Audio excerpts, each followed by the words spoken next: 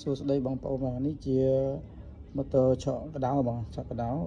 ឈុត14គ្រាប់បាទហើយម៉ូទ័រនេះដែរបាទចាប់បានចម្ងាយ5ហាត់បាទ4ទៅ5ហាត់បាទចម្ងាយ5ហាត់ចម្ងាយចាប់ខ្លាំងបាទហ្នឹងហើយបងត្រូវការអាចតាក់ទងបានបាទតាមលេខទូរស័ព្ទចម្លាក់បាទហើយលេខចម្លាក់លេខ Telegram ខ្ញុំបាទហ្នឹងហើយត្រូវការអាចតាក់ទងខ្ញុំបានណាហើយម៉ូទ័រនេះខ្ញុំរៀបខាងបងនៅខាងបាត់ដំបងបាទបាត់ដំបងកណ្ដាលកាត់សើគាត់ខ្លាំងគាត់កំងរៀបណាអរគុណបង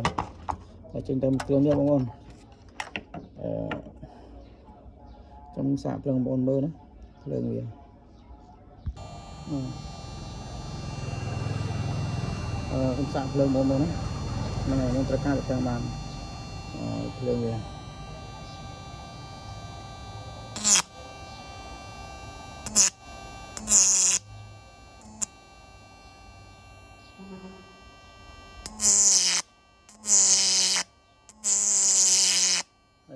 ហើយមកទៀតដែរបាទបងក៏សួរថាបើសិនមានជាប់កដៅឲ្យសញ្ញានៅខ្លះសញ្ញាវានេះបងភ្លើងកដៅជាប់កដៅភ្លើងដូចពណ៌ភ្លឺនេះណាអូខេជាប់កដៅហ្នឹងភ្លើងខ្លាំងបង5ហាត់ចាប់ធូរលុយបងត្រូវការទៅទាំងមកណាខ្ញុំច្រើន